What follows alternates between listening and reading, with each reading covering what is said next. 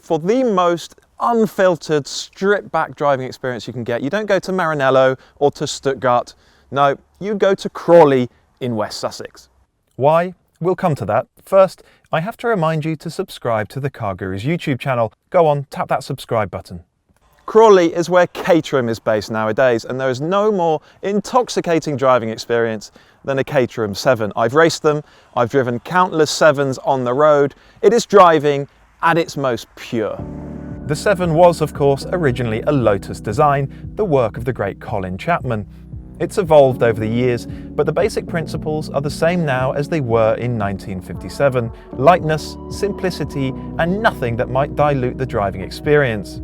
Caterham only builds the 7, but there are several different variants. The cheapest model costs from £27,490 and has 135 brake horsepower. The most expensive 7 costs more than 50 grand and has 310 brake horsepower. This is one of the more affordable variants, a 310. It starts at £29,000. The engine is a 1.6 litre Ford Sigma unit, 4 cylinders, normally aspirated. It develops 152 brake horsepower.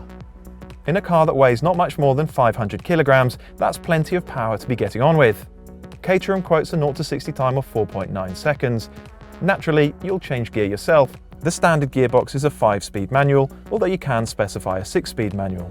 Okay, 5 things you need to know. Number 1, for £1,000 you can specify the R-Pack, which this car has. Handy if you're going to go on track. You get extras like a limited slip differential and sport suspension. Number 2, if you're bigger than I am, you might want the wider SV chassis. It adds 110mm to the width of the car and £2,500 to the asking price. 3, with its removable hood, the 7 is more usable in wet weather than other very lightweight sports cars that have no roof at all. 4, 7s hold their value incredibly well. In fact, you could use one for a year and not lose much money, if any at all. And finally 5, lots of 7s are supplied to their buyers in kit form and built at home. If you want Caterham to assemble your car for you, you'll have to pay another £2,395. Car interiors don't get any more snug or any simpler than this. The infotainment system, well, there isn't one. The pedal box is very, very tight. You either need to wear very slim shoes or no shoes at all. These cars are actually more practical than they might seem. They have really effective heaters and heated windscreens, which means you can carry on driving them even when it's cold out. For £150 you can specify a quick release steering wheel to make getting in and out of the cabin easier, although this car doesn't have it. 7s even have a very small amount of storage space in the back, although not if you've stuffed the hood in there. You can specify your 7 with very racy fixed back seats. They're quite hard, and over longer journeys you might find that your legs and bum go a little bit numb, or you can have seats like this. They're actually quite comfortable, and with these seats what you find is that on a long motorway journey a 7 is more comfortable than you think it might be, although these things are all relative.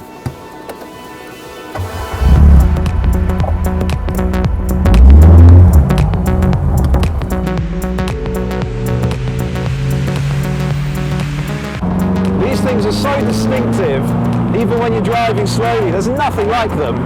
You sit so low to the ground, it's like your bum is scraping across the road surface, and you can see the mud guards on top of the wheels. You see them turning as you turn the steering. You see them rising up and down over bumps.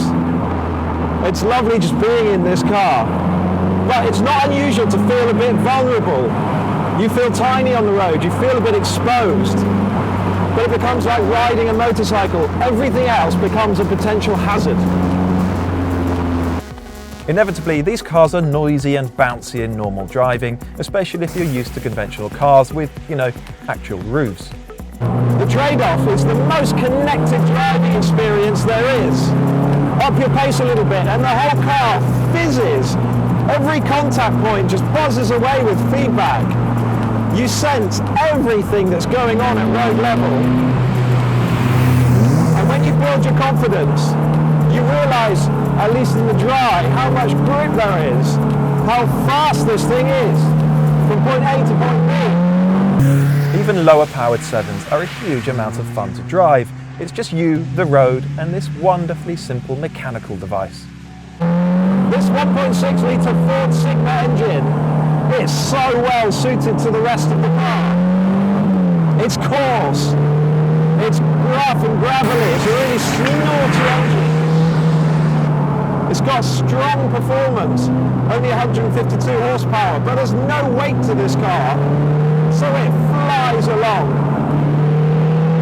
The exhaust note is fantastic as well, it's a real barking sound, and I love how direct and mechanical this gear shift is. It's gorgeous. You always step out of a 7 tingling with excitement, and that's what it's all about. If you worry that sports cars have become too heavy, too powerful, too complicated, too sanitized, you have to look back to 1957 for the answer. Whatever else happens in the automotive world with electrification, with autonomy, the Caterham 7 will always have its place.